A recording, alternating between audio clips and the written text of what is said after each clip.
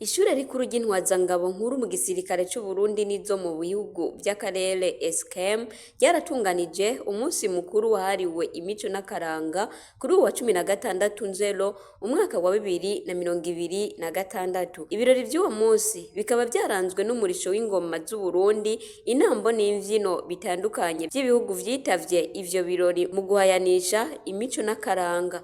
Ivyo bihugu navyo akaba ari Uburundi, Afrika y'Epfo, Kenya, Uganda na Tanzania. Abo bose bakaba barerekanye intambo zirangwa mu bihugu vyabo, ivyo barima n'ivyo bahingura, ingene bateka imfungurwa zitandukanye, ibijanye n'uburovyi n'ubworozi n'ibindi. Ku Barundi baserukiye Uburundi harimwo imigwi y'intwazangabo yerekana ibigize akaranga k'intara zitandukanye uko ari zitanu zigize igihugu c'u Burundi. Abaserukiye intara ya Gitega barituye ikigo ndangakaranga Femido Jaba Indata Burundi, arico Centre Culturel Femido Jaba c'umuririmbyi Minani Sengiyumva Felicien batazira Femido Jaba, gikorera mu Gahahe zone Rubirizi komine Ntahangwa mu ntara ya Bujumbura, gishobora kubafasha gutegura uruhimbi, ibigwanisho vya kera, ibicurarangisho vya kera, imyambaro y'ibiti myiza kandi ibabereye,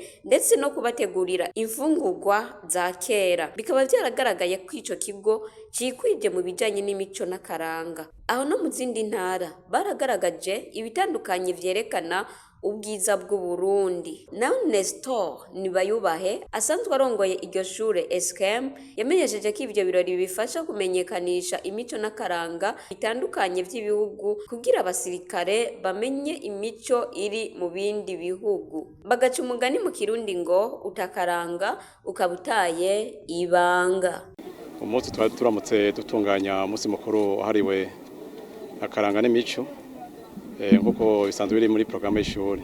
Intumbero y'uwo munsi mukuru duhimbaza umunsi mukuru kuri ishuri w'akaranga imico no kugira ngo abantu bamenyane gusumba, bahanahane ubuhinga biciye mu ntambo, mu bintu bitandukanye vya kera by'akaranga, bakerekana n'ibintu bitandukanye, ibintu bakora iwabo kugira ngo bamenyane gusumba.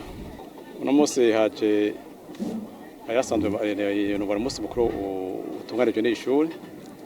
Aha naho hakasanzwe muri ishuri yitwa SKM hasanzwe hari abanyeshuri bava mu bihugu bishika 5. Ivyo bihugu navyo hari Uburundi bw'abakiri, hakaba Kenya, hakaba Tanzania, hakaba Uganda na Afrika y'Epfo. Niwo munsi bari baramutse nabonye base rubanza, bari bafise abantu baje kubashigikira berekana akaranga kabo hagati ya bihugu bine navuze hamwe no Burundi. Na karyo nkuko nabivuze ni nko guhiganwa kwerekana imico n'akaranga kugira ngo abantu basanzwe baba hamwe, basanzwe bajeje umurimo wo kwiga cyangwa bashagura muri bihugu bagiye kugarukana amahoro n'umutekano, bashe kumvikana ko iyo umaze kumenya imigenzo n'imico y'uwundi uragenda umenye ivyo nakakunda ivyo yanka, bigatuma mubana umutekano ntangere n'akazi babahaye mu kagakora mwumvikana. Si ibintu bike tufate nk'igice cy'u Burundi. Ubundi bari bacimwe ibice 4 bagabuye intara, abantu bose bagiye barekana ku ntara kabijya. Dufate nk'abantu bari mu ntara y'ubumanuko za Makamba, yesigaye ibintu buze intara ya Burunga, mwabonye kwerekanya Agasimbo ariko konyene kari mu gice cy'ubumanuko, nakaranga ka Kiburagane sinigese ka bose.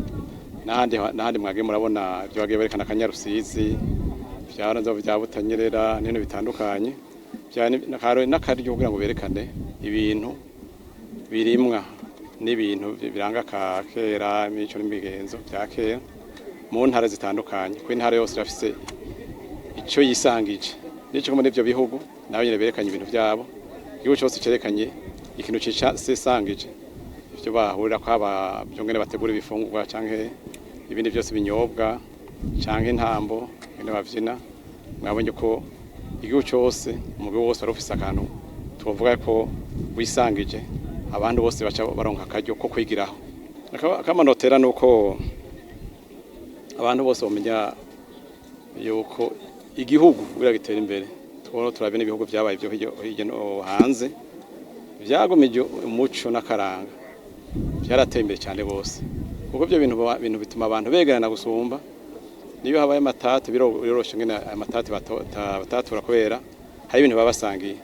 Nuko nk'akaroro nk'ibihugu Bushinwa bose umuco nk'umwe bwateye imbere kubera basangiye ururimi rumwe, bafise n'ibindi byose n'ibindi by'akaranga bashize imbere cyane gose, ko n'ibintu bikomeye cyane gose kugira ngo igihugu gitere imbere. Iradiyo televiziyo RTBB ni byiza by'Uburundi bwiza.